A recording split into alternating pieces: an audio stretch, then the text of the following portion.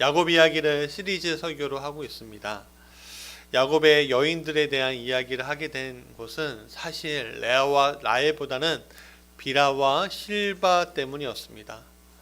빌하와 실바가 나오는 부분을 보면서 전 굉장히 마음이 아팠어요.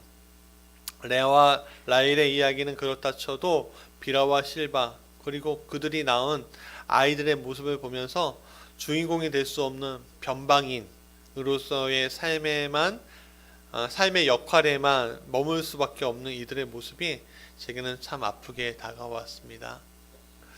보통 레아와 라헬의 이야기는 하는데 빌하와 실바의 이야기는 하지 않아요. 그래서 그들은 목사님들의 설교 안에서도 변방인입니다. 그래서 그 변방인들을 이제는 중심으로 한번 끌어올리려고 합니다. 그들은 종이었습니다. 그러나 야곱의 자녀들을 낳았죠. 자녀들의 어머니였습니다. 그러나 그들의 모습 속에서 아프고 또 아팠습니다. 왜냐하면 그들은 비록 종의 신분이었지만 존재할 이유가 있었고 차별받지 않아야 할 한 인격체였기 때문입니다. 그러나 그들은 야곱의 아들들을 낳았어도 아내가 아닌 종이었고 종이었기에 인격체로서 대우받지 못하고 종으로서 대우받아야만 했습니다. 그들은 레아와 라헬의 야곱 쟁탈전에 참전하게 되었습니다. 그렇게 이용당했습니다. 그러나 야곱의 정식 아내가 아닌 첩이었을 뿐입니다. 그 당시 종이란 신분은 철저하게 한 인격체로서 인정받지 못했죠. 오히려 짐승의 차원으로 대우받았습니다. 짐승 중에 하나였어요. 그냥 말할 줄 아는 짐승. 그 당시 사회가 그랬다는 겁니다. 그래서 종의 운명은 어떤 주인을 만나느냐에 따라서 달라집니다. 좋은 주인을 만나면 항인격체로서 대우를 받고요. 나쁜 주인을 만나면 짐승처럼 대우를 받습니다. 그렇기 때문에 그들은 목소리가 없었습니다. 성경에서는 단지 그들의 이름과 그들의 신분과 그들이 낳은 아들과 그들이 받은 차별과 아픔만이 나와 있을 뿐입니다. 오늘도 그렇습니다. 이 세상에는 약자들이 있습니다. 그들은 목소리를 빼앗겨버린 존재들입니다. 그들이 아무리 소리치고 말을 해도 세상은 그들의 목소리에 귀 기울이지 않습니다. 성경에는 빌하와 실바와 같은 목소리를 빼앗긴 존재들이 있습니다.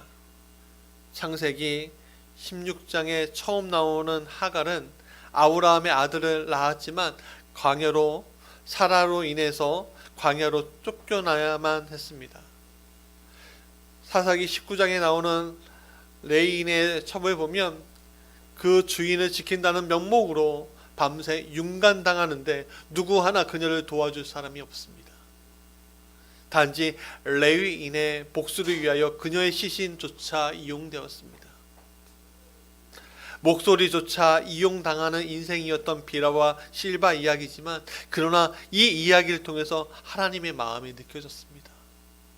그 하나님의 마음이 느껴지는 이 순간들을 같이 나누려고 하는데 처음에는 그들의 상황이 어떤지 그들이 어떤 상황인지 먼저 보아야 할 것입니다. 첫 번째 같이 읽어볼까요? 시작. 이용당하다. 빌하와 실바가 나오는 첫 번째 본문은 창세기 29장에서 야곱의 결혼식에 처음 나타납니다. 그들은 각각 레아와 라헬의 시녀가 되었다고 합니다. 그들은 라반의 소유였지만 이제는 레아와 라헬의 소유가 되었습니다. 소유권이 바뀐 것입니다. 소유권이 바뀐 다음에 그들은 레아와 라헬의 아이 낳기 전쟁에 투입됩니다. 처음에는 빌하였습니다. 라헬이 아이를 못 낳자 대리모로서 자녀를 낳게 됩니다. 라헬이 말합니다. 내 종 빌하에게 들어가라. 하나님은 이 빌하에게 야곱의 아들 단과 납달리를 허락해 주시죠. 라헬은 단과 납달리를 보고 자신의 자식인 것처럼 좋아했습니다. 그러자 레아가 나섰어요. 자신의 여종 실바를 야곱에게 줍니다.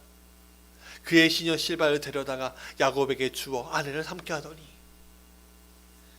하나님 실바에게도 똑같이 두 자녀를 줍니다.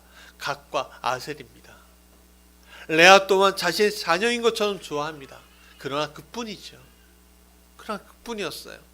라헬이 후에 임신하고 요셉을 낳자 비라가 낳은 단과 납달리, 실바가 낳은 갓과 아셀은 관심 밖으로 사라지고 없습니다. 단지 사랑 싸움에 이용당한 것뿐입니다. 여기에는 비라와 실바의 목소리도 그들의 자녀의 목소리도 허용되지 않습니다. 오늘 우리는 이용당하는 것에 무감각해져 있는지 모릅니다. 비라와 실바가 왜 목소리를 내지 못했을까요? 그는 태어나면서부터 종이었기 때문에 그렇습니다. 비록 아내가 되었지만, 주인의 아내가 되었지만 그들은 종일 뿐입니다. 목소리가 없는 거예요. 오늘도 이용당하는 이들이 있습니다. 어쩌면 우리가 이용당하고 있는 거지. 이용당하는 이들에게는 목소리가 없습니다. 목소리는 있지만 이용당하는 것조차도 잘 모를 때가 있는 거지. 우리는 힘센 이들에 의해 이용당하는 것을 알고 있지만 어쩔 수 없다고 이용당하는 것에 익숙해지고 있는지도 모릅니다. 때로는 이것이 운명이야 라고 우리는 체념하기도 하죠. 비라와 실바처럼 말 한마디 못한 채 그렇게 되는 것입니다. 세상에 똑같이 나왔다고 교육받고 사람들은 말하지만 결국 우리는 이용당하는 존재일 뿐이라는 사실은 변함이 없는 거예요. 이용당하는 존재, 얼마나 슬픕니까? 두 번째, 같이 읽어볼까? 시작. 차별당하다. 창세기 33장에 오면 야곱은 형 에서를 맞이할 때 제일 처음 내세웠던 것은 여종들과 그들의 자녀이었습니다. 그 다음에 레아와 그 자녀들이었고 그 다음이 라헬의 자녀였습니다. 야곱은 장정 400명을 거느리고 오는 에서의 공격에 두려워서 사람들과 가축들을 두 때로 나눕니다. 그래서 한때가 당하더라도 다른 한때는 피할 수 있게 하려는 것이었습니다. 그러나 막상 에서가 오자 두려운 나머지 가장 선두의 여종 비라와 실바 그리고 그들의 자녀를 앞세웁니다. 저 멀리 400명의 장정들이 칼을 든 채 낙타와 말을 타고 몰고 오는데 얼마나 무섭겠습니까? 비라와 실바로서는 뼈저리게 느꼈을 겁니다. 아, 우리들은 아내가 아니구나. 우리 자녀들은 아들이 아니구나. 그저 여종의 자식들이었구나. 자녀를 낳았지만 그들에게 주어진 것은 자녀의 목소리가 아니라 서자로 태어난 존재라는 것입니다. 어머니의 자신들은 종이었기에 차별받아도 자녀들 또한 차별받는 것은요, 가슴 아픈 일이에요. 오늘 우리 사회에서 차별받는 이들이 존재합니다. 대표적으로 다문화 가정들이 그렇잖아요. 다문화라고 해서 다 차별받는 것이 아니에요. 또 피부가 흰 백인 계열의 아이들은 이쁘다, 부럽다, 또 영어권이면요 너무 부럽다 그렇게 얘기합니다. 그러나 피부가 어두운 계열의 아이들은 과한 표현이지만 멸시당합니다. 외국인 노동자들도 마찬가지입니다. 부자 나라에서 온 이들은 온갖 혜택을 받지만 가난한 나라에서 온 이들은 최소한의 혜택도 질시의 대상이 됩니다.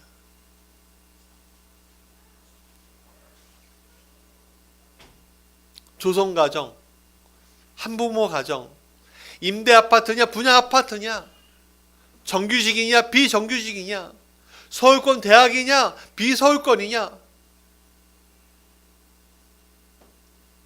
얼마나 많은 차별이 우리에게 존재하는지 몰라요. 교회도 마찬가지예요. 저분은 큰 교회 목사님이야. 근데 저 사람은 개척교회, 미자립교회 목사야. 목사 사회에서도 이런 차별이 있어요. 하나님 앞에서 그냥 목사인데 성도들도 마찬가지입니다. 큰 교회에서 선출된 직분 있는 자는요 목소리가 크고요, 작은 교회에서 선출된 이들은 목소리가 작대요. 이게 말도 안 되는 일이죠. 그 현실은 엄연히 존재합니다. 우리는 이러한 모든 차별의 사회에 놓여져 있는 것을 보게 됩니다. 그리고 그들은 외칩니다. 너희가 먼저 희생하라. 너희가 먼저 나가라.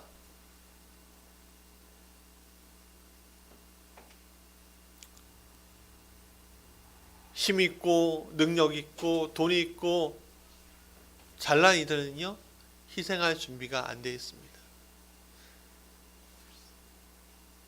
전쟁에 나가는 사람들은 전쟁을 일으킨 사람들이 아니라 힘없고 억울한 사람들이 먼저 전쟁의 총풀이 앞에 나가게 되는 것입니다. 세 번째, 다시 읽어볼까요? 고통당하다. 여러분, 고통은 무엇을 낳죠? 고통을 낳을 뿐입니다. 고통은 고통을 낳아요. 레아의 아들 루벤, 첫째 아들, 자신의 어머니를 사랑하지 않는 아버지 야곱을 보면서 어떤 생각이 들었을까요? 그가 자라면서 사춘기를 경험하면서 마음이 계속 삐뚤어집니다. 라헬이 벤야민을 낳다가 죽었어요. 그러면 이제 어머니에게 오겠지. 레아, 우리 어머니에게 이제 그 사랑이 오겠지. 그러나 레아를 더 사랑하고 더 대우하지 않는 아버지 야곱의 모습을 보면 젊은 루벤은요 삐뚤어지고 맙니다. 분노를 일으키기에 충분했을 겁니다. 어쩌면 야곱은 비라를 라헬 대신, 라헬의 시녀 비라를 라헬 대신 생각했을 수도 있을 겁니다. 그러니 더 이상 어머니 레아의 자리가 없는 거예요. 루벤은 계획합니다. 그래, 라헬의 여종이었던 비라를 내가 범하면 아버지의 마음이 돌아오겠지. 더 이상 라헬을 생각하지 않겠지. 그래서 비라를 범합니다.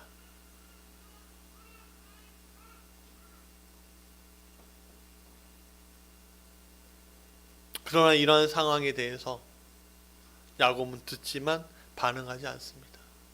비라는 통곡하지만 야곱은 반응하지 않습니다. 루벤은 벌벌 기지만 야곱은 반응하지 않습니다. 루벤이 벌을 내려줘야 마땅하고 내쳐줘야 마땅하지만 야곱은 그 이야기 들을 뿐 대응하지 않습니다. 그냥 추후에 죽을 때 그 상속권은 요셉에 빼앗을 뿐입니다. 근데 여기서 비라는 왜 이런 고통을 당해야만 할까요? 자신이 이유가 되는 것이 아니라 중간에 껴서 그저 고통만 당해야 하는 비라를 보면서 정말 마음이 아팠습니다. 오늘 시대 사람들은 고통당합니다. 고통의 대상자들은 결국 힘없는 이들입니다. 세상 사람들은 힘 있는 자들에겐 굽실되지만 힘이 없는 이들에겐 무자비한 것이 현실입니다. 코로나19 이후에 건물주와 임차인의 관계를 보면 더 그렇습니다. 감염병 예방의 이유로 임대인들은 가게 문을 닫아야 하지만 보상은 몇 푼 안 되는 보조금일 뿐입니다. 그래서 건물주들에게 같이 고통을 분담하고자 하면 공산당이냐? 여기가 공산당이야? 그럼 북한으로 가! 입에 담을 수 없는 막말을 쏟아내는 것이 오늘의 현실입니다. 고통은 분담해야 하지만 분담당하고 싶지 않은 것들. 근데 사회에는 힘 있는 자들은 힘 있는 자들의 말에만 귀를 기울일 뿐이지요. 나는 손해보지 않겠다고 외치는 이들의 목소리는 세상이 들을 뿐 죽을 것 같다고 외치는 이들의 소리는 듣지 않습니다. 그게 오늘의 사회인 거예요.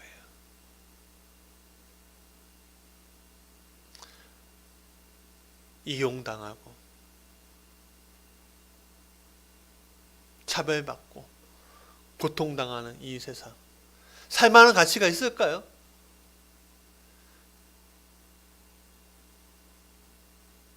단지 힘이 없다고,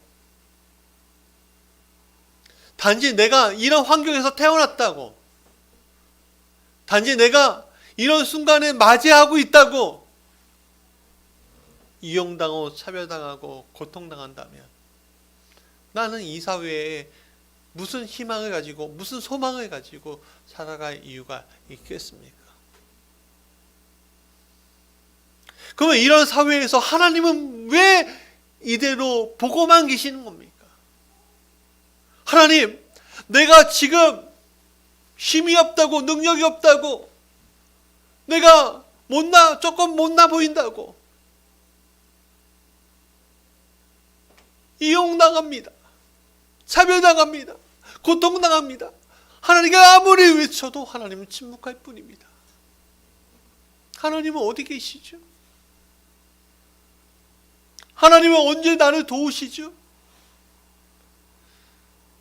주님, 비라와 실바가 바로 나입니다. 비라와 실바가 바로 나입니다.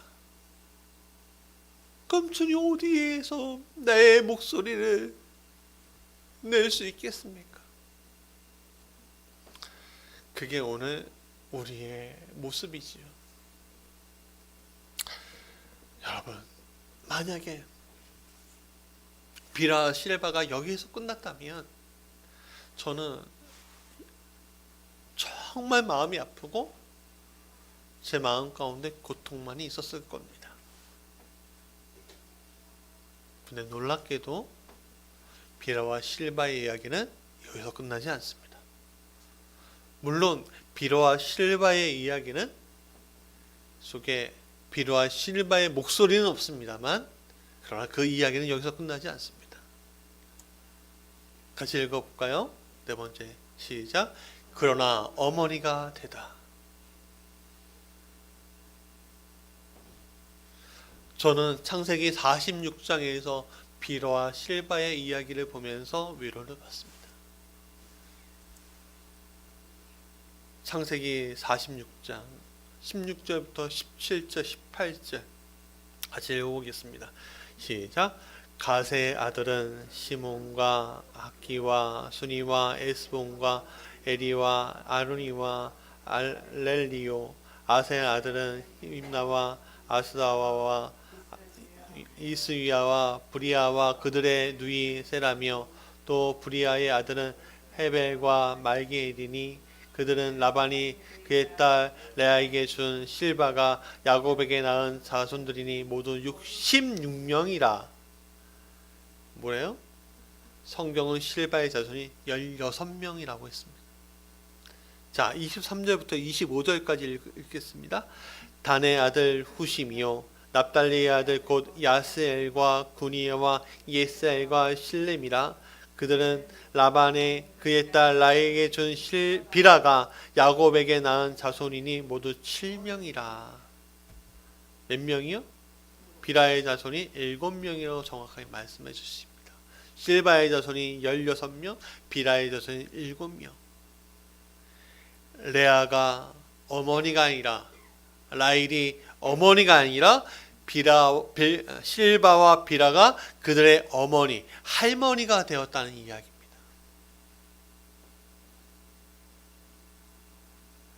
이것은 이용당하고 차별당하고 고통당해야만 했던 시녀 실바와 비라를 하나님은 결코 외면하지 않으셨다는 것을 말하고 있는 겁니다. 비록 종이었기에 이리저리 고통당하고 눈물로 지새워야만 했지만 하나님은 그들의 고통을 응답하셨다는 거예요. 여러분, 아브라함의 첩 하갈 기억나시죠? 그도 마찬가지였습니다. 하나님은 하갈과 이스마엘의 사랑의 질투와 분노로 질투와 분노로 인해서 광야로 쫓겨나지만 하갈과 이스마엘 그들을 하나님은 외면하지 않으시고 그들을 건지시고 그들의 민족의 아버지로 만드셨습니다. 이슬람권에서는요, 이스마엘을 장자로 보고 있어요. 여러분, 여기서 우리는 하나님을 보게 됩니다. 오늘 우리의 고통을 하나님은 결코 외면하지 않으십니다. 하나님은 침묵하시는 것 같지만 결코 침묵하고 계시는 것이 아닙니다. 시간이 흐르고 세대가 바뀔 때쯤 우리는 변화된 우리의 삶의 모습을 보게 될 것입니다. 침묵하지 않으신 하나님의 인도하심을 우리는 보게 될 거라는 겁니다. 내가 지금 이용당하지만, 내가 지금 차별당하지만, 내가 지금 고통당하지만 하나님은 침묵하지 않으시고 나를 건져서 나를 아버지로, 나를 어머니로 세우실 겁니다. 비록 출발은 비라와 실바처럼 이용당하고 차별당하고 고통당해야만 하는 힘없고 연약한 인생으로 우리가 태어날 수 있습니다. 그것이 오늘 정치, 사회, 문화, 종교 모든 분야에 해당이 됩니다. 그렇다면 이러한 인생으로 하나님 우리를 마무리시킬까요? 그저 운명의 쳇바퀴만을 돌라고 하나님이 이 땅에 나라는 존재를 보내셨다면 오늘 우리는 더 비참하게 되었을지도 모릅니다. 그러나 우리는 그렇게 태어난 존재가 아닙니다. 하나님은 운명의 쳇바퀴를 계속 돌라고 오늘 우리를 보내신 것이 아니라 내가 받아줄 테니 그곳에 뛰어내리라고 하시는 분이십니다. 그리고 내가 그곳에 증거가 되어 주겠다고 말씀하시는 분이란 것이죠. 예수 그리스도가 이 땅에 오신 이유가 마찬가지입니다. 아담의 죄로부터 사망이라는 운명의 쳇바퀴에 놓인 인간을 영생의 자리로 다시 올려주기 위해 구원의 주로 우리에게 보내신 것입니다. 그래서 주를 믿기만 하면 사망의 법에서 생명의 법으로 바뀌고 상처가 치유되고 내쳐진 이가 올라가고 절망이 희망으로 바뀌게 되는 것입니다.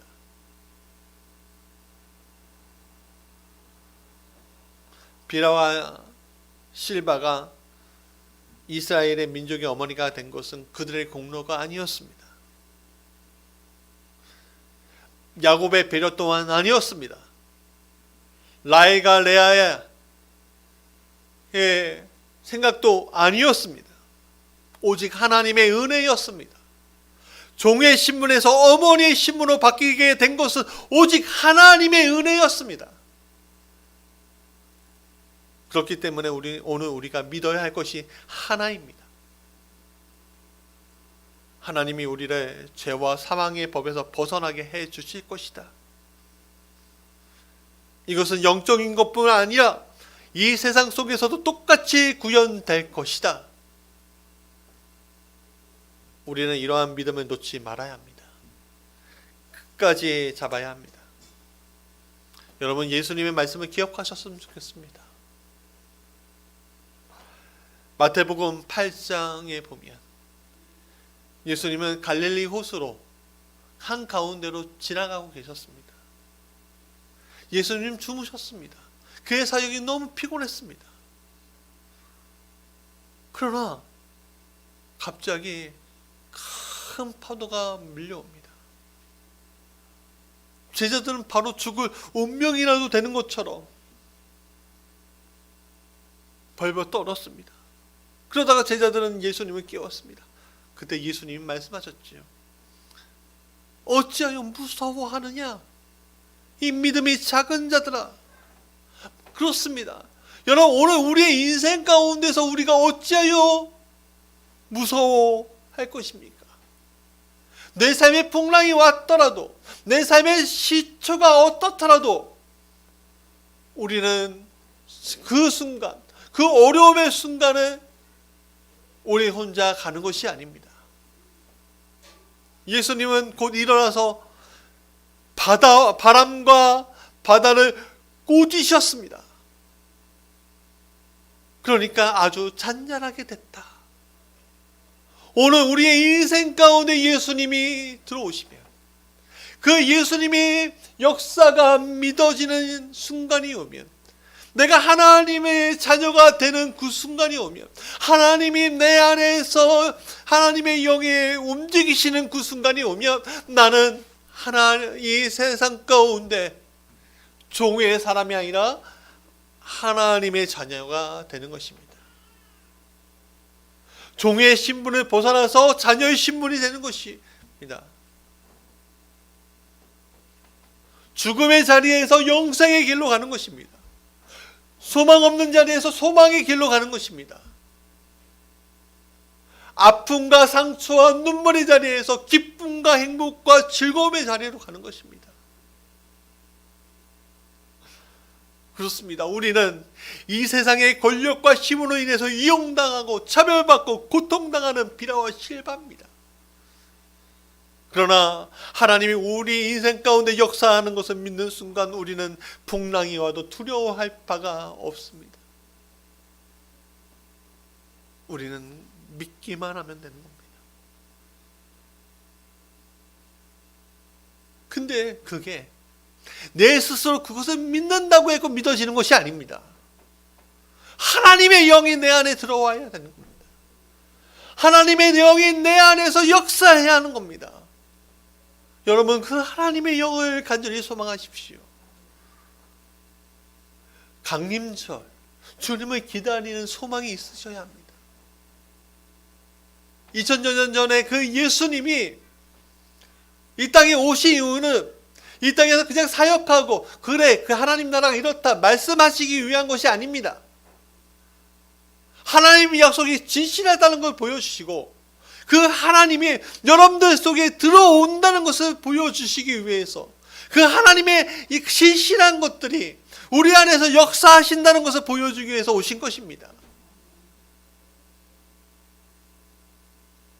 저 작은 아이서부터 90이 넘은 우리 할머니 권사님까지 각 세대와 각 공간과 각 여건과 환경을 떠나서 모든 사람들 위해 하나님은 이제부터 영원까지 함께 하시기 위해서 오늘 우리에게 오시는 겁니다. 그 주님을 우리가 받아들여야 합니다. 그 주님의 문을 두드리면 그 주님을 받아들여야 합니다. 고요한 밤, 거룩한 밤, 주님 오시는 그 순간은 고요했습니다. 아무도 돌아보지 않았습니다. 그러나 그 날은 거룩한 날입니다. 왜? 죄의 종에서 더 이상은 신음당하지 않고 믿기만 하고 믿어진다면, 믿어질 수 있다면, 내 안에 그 믿음이 역사한다면 더 이상은 종이 아니라 자녀가 되기 때문이고 세세토록 왕노릇하기 때문입니다. 말씀의 결론이에요. 예수 그리스도가 이 땅에 오셨지요. 그분은 강한 자가 아닌 약자의 선물로 오셨습니다. 잘난 자가 아닌 우는 자의 선물로 오셨습니다. 능력 있는 자가 아닌 힘없는 자의 선물로 오셨습니다. 그분은 이제는 말씀이 육신이 되어서 침묵하지 않고 이제는 말씀해 주십니다. 그래서 마태복음 11장 28절에 주님은 이렇게 얘기하시죠. 수고하고 무거운 짐진 자들아 다 내게로 오라 내가 너희를 쉬게 하리라.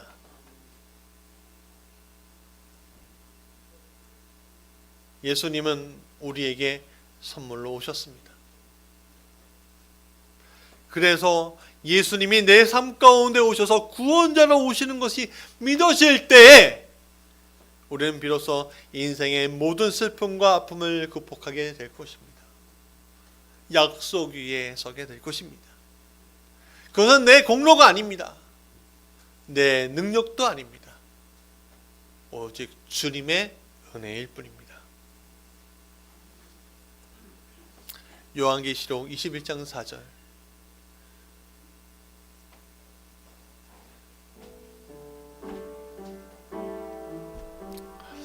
모든 눈물을 그 눈에서 닦아주신다.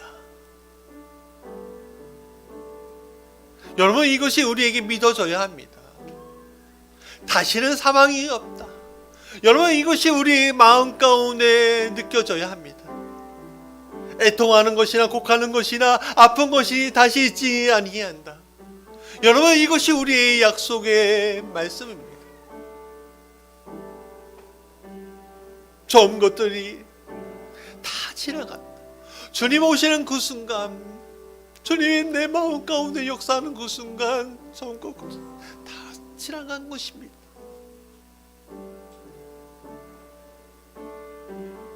이 믿음으로 더 이상 종된 삶이 아닌 왕의 삶으로 살아가는 여러분이 되시길 간절히 원합니다. 요한계시록 22장 5절 말씀하십니다. 다시 밤이 없다. 등불과 햇빛이 쓸 데가 없다. 이는 주 하나님이 그들에게 빛이십니다. 그들이 세세토록 왕 노릇하리라. 궁극적으로 우리는 다시 예수님이 오시는 날 모든 눈물이 닦아주시는 그 주님을 만나게 될 것입니다.